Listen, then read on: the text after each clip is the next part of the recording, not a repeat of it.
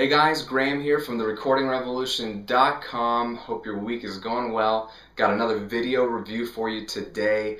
I'm trying to do video reviews of products that I think are helpful for home studio users and are actually affordable. And that's what I've got for you today. It is the Behringer Truth monitors, studio monitors. The 1030A is the model number, and specifically I'm looking at the 5-inch model. Okay, these are the newer speakers with a yellow cone. I'm going to be up front and tell you that this is a great speaker, and Behringer's really stepping up their game and making even more quality products. So I love the speaker. I just want to show you a couple of the basic features so we get that out of the way and you know what it can do, and then we'll talk about how it sounds, because that's what really matters.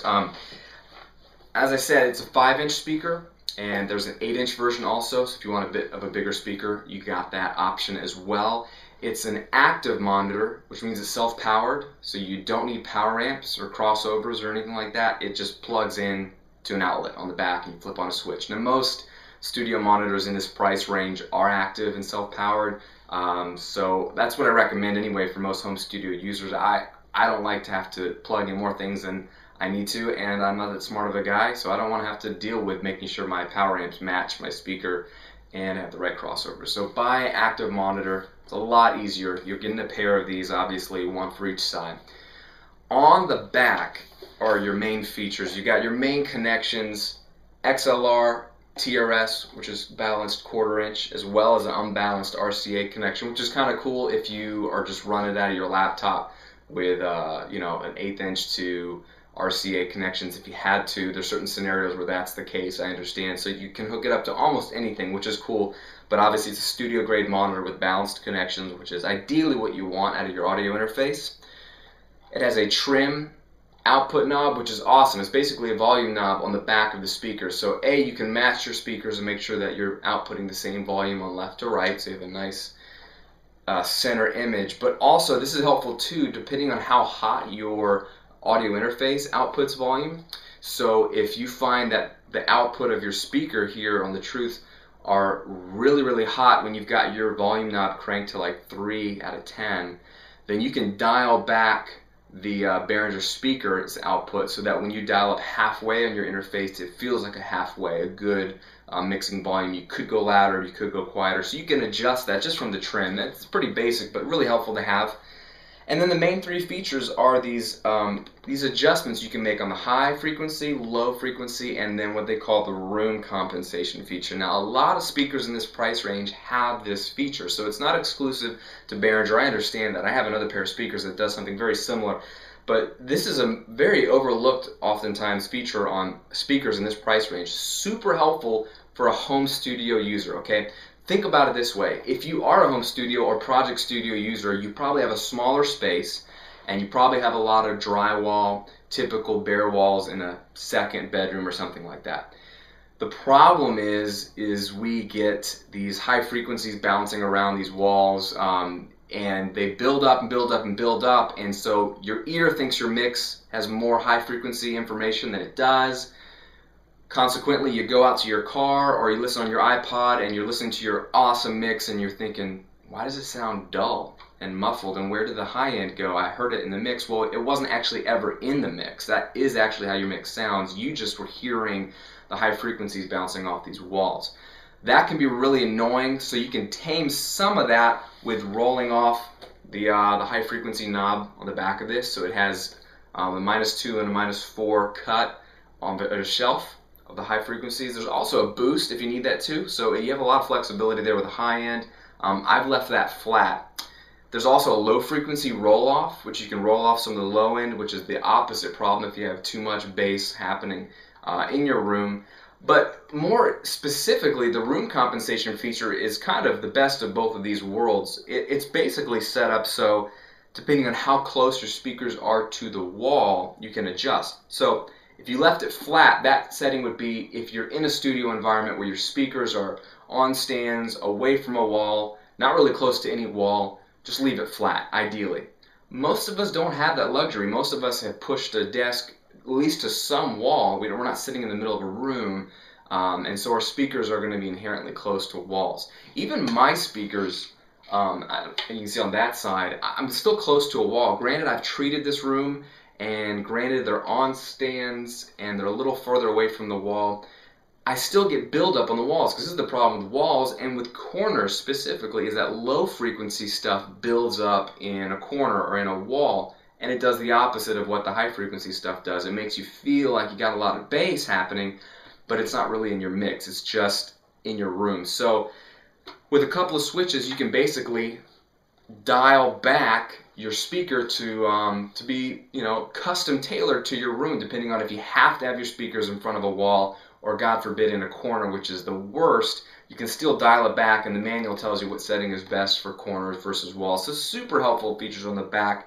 Power switch, power cord plugs in right there, a bass port that allows some of the low frequencies to come out the back, and that's really it. It's a really simple, really clean design. That's pretty much all the features you have for your typical studio monitor. Pretty much what you would expect in this price range. Again, these are priced at $149 a pop, so $300 a pair for big 5-inch speakers. Now, what size you want is up to you. I went with the 5-inch speakers because even though my room is a decent size, I just don't need an 8-inch speaker at all in this room to pump out that kind of sound. So a 5-inch speaker works for my room, but the 8-inch speaker versions aren't much more expensive than the 5-inch, so you're actually getting a killer deal. Okay, so how do they sound? They sound flat, and that's what you want them to sound like. Okay, I'm going to be honest, I had mixed on a pair of Behringer Truth speakers maybe 6 years ago, back in the day, and they were 8-inch speakers, and also I felt like they were very hyped on the high end. And what that did was, like I mentioned earlier, it made me actually deliver dull mixes. Now, it's my fault to mix that way, but I was delivering dull mixes. But almost worse was the high frequency hype to make things sound exciting. It fatigued my ears. So like after mixing for an hour, like my ears were getting like compressed, because that's what your ears do. They protect themselves. They have like little limiters and compressors built into your ears. So with all this high frequency sound, it was just starting to compress to protect myself.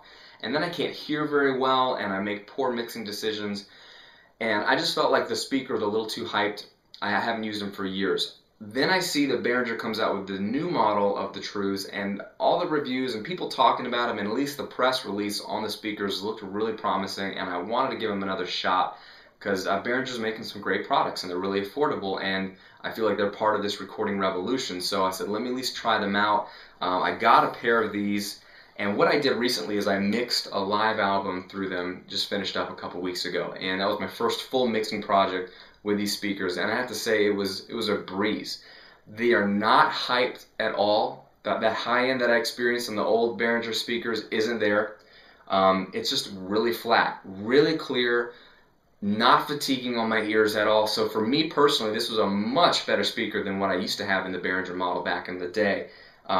They make the speaker cone out of Kevlar, the yellow speaker is out of Kevlar, and I don't know if it's the materials they're using or the actual speaker cones. And I know Behringer makes their own speakers in their own factories, where a lot of speaker companies, they'll make the speaker, then they'll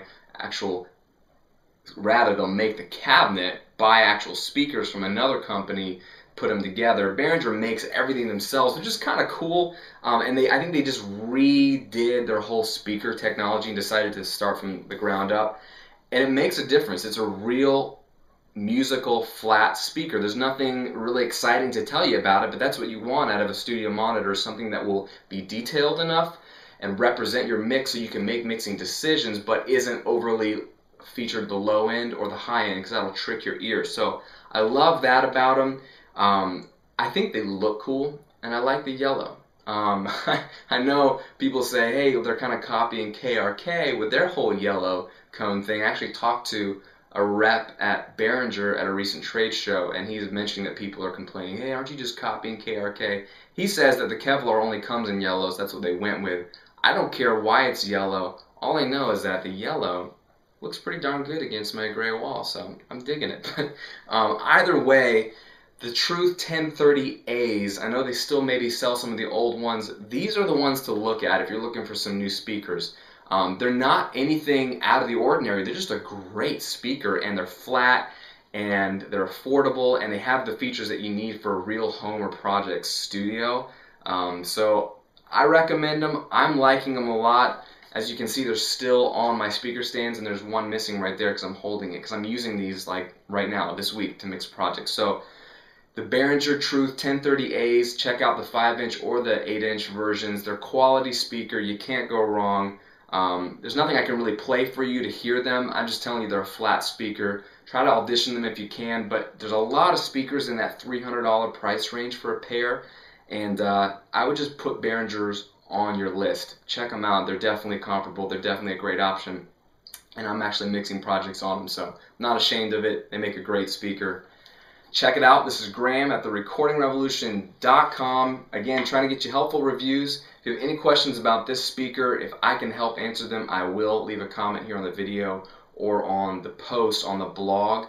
And again, if you have any other questions about Behringer stuff, let me know. I'll try to direct them to some of the guys at Behringer. They can maybe help you out. Hope you guys are having a great day. Talk to you soon.